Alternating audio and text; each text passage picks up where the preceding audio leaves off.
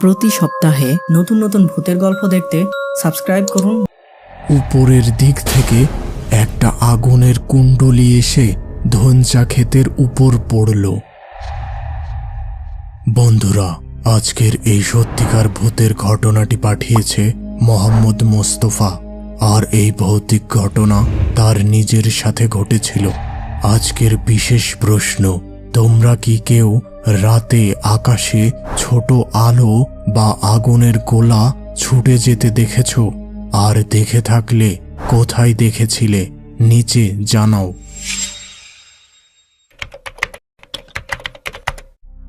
আমার বাবা ছিলেন একজন জেলে। তিনি প্রতিদিন নদীতে মাছ ধরে সংসার চালাতেন। তবে তিনি নদীতে মাছ ধরতেন রাতের বেলা। তিনি সহ অনেকেই মনে করতেন এই রাতের বেলা মাছ ধরা সহজ এবং বেশি মাছ পাওয়ার সম্ভাবনা থাকে। মাঝে মধ্যে আমিও বাবার সাথে নদীতে মাছ ধরতে যেতাম।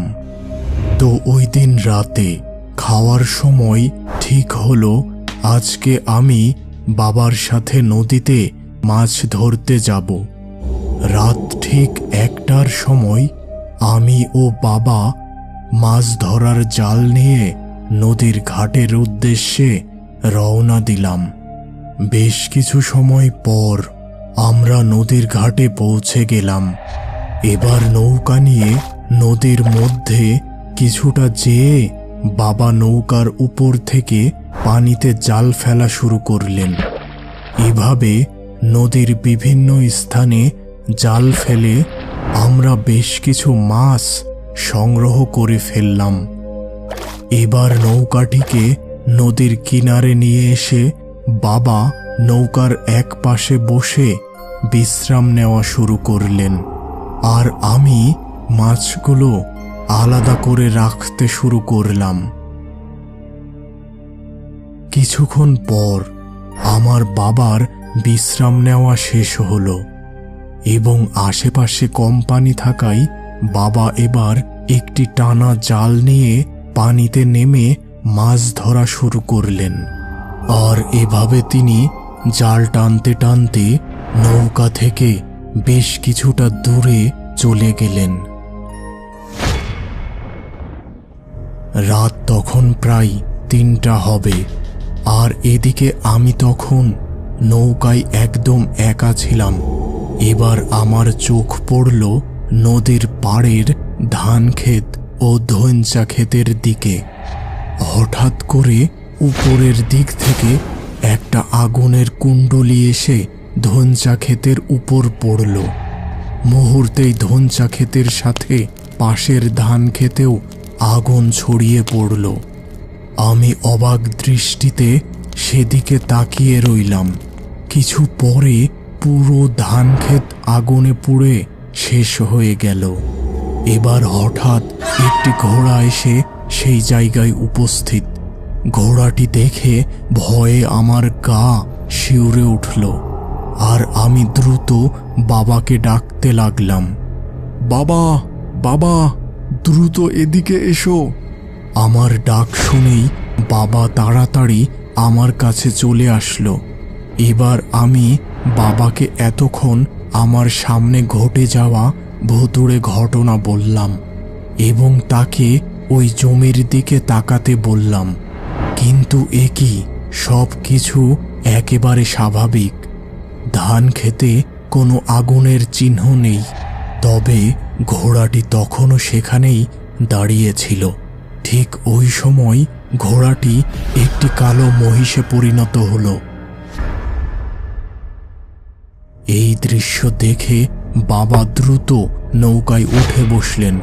আমি বাবাকে বললাম, বাবা, আজকে আর মাছ ধরার দরকার নেই, চলো বাড়ি চলে যাই।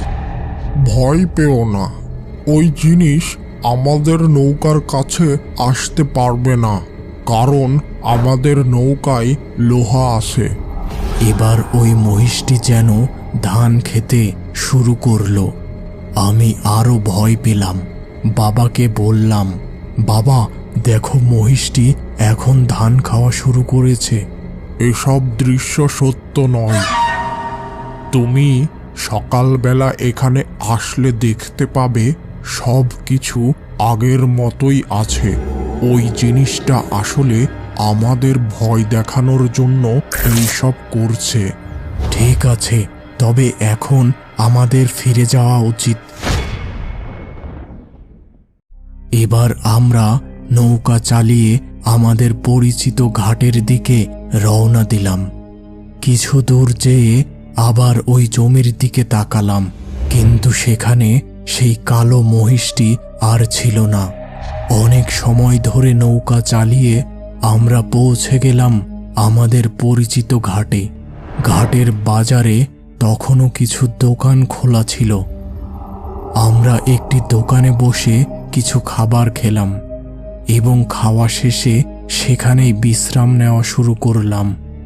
বাহিরে যখন সূর্যের আলো আসা শুরু হলো, তখন আমি ও বাবা রাতে নদীতে ধরা মাছগুলো নিয়ে বাজারে গেলাম।